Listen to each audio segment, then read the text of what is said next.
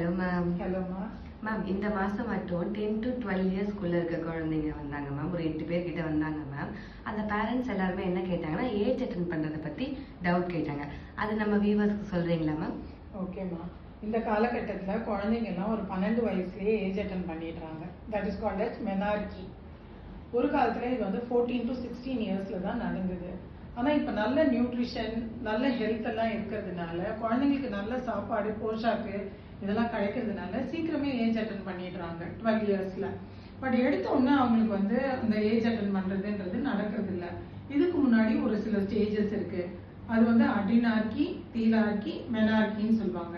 அடினார்கினா hair சம்மந்தப்பட்டது. அதாவது அவங்களுக்கு வந்து ஆம்பிட் அடியிலையும் அவங்க பெண்ணுறுப்பு மேலேயும் சின்ன சின்ன ரோமங்கள் வளர ஆரம்பிக்கும். இது வந்து 8 வயசுலயே நடக்க ஆரம்பிக்கும்.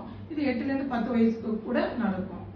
அண்ட் அது ஆரம்பிச்சதுலேருந்து ஒரு 2 வருஷத்துக்குள்ளார அவங்களுக்கு பிரெஸ்ட் பட்ஸ், அதாவது இந்த மார்பகங்கள் வந்து கொஞ்சம் கொஞ்சமா விரிவடைய ஆரம்பிக்கும், பெருசாக ஆரம்பிக்கும். This is called as தீலார்கி.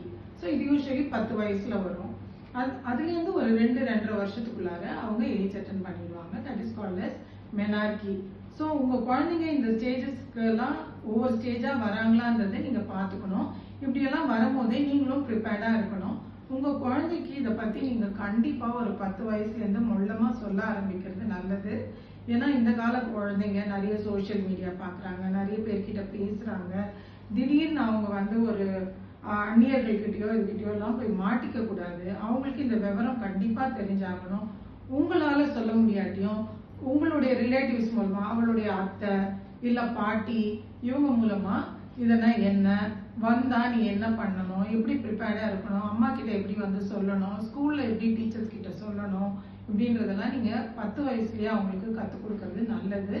உங்களுக்கு சொல்ல அசிங்கமா இருந்ததுன்னா தயவு செஞ்சு இதை அசிங்கப்படாம அவங்களுடைய close relatives or teachers or grandparents இவங்களை வச்சு அவங்களுக்கு கொஞ்சம் அவேர்னஸை கிரியேட் பண்றது தான் நல்லது. பயப்படாதீங்க. இந்த ஸ்டேஜ் மூலமா அவங்க போனாங்கன்னா அவங்க கண்டிப்பா வயசுக்கு வர போறாங்கன்னு அர்த்தம். Best wishes for your female children. Thank you ma'am. Thank you.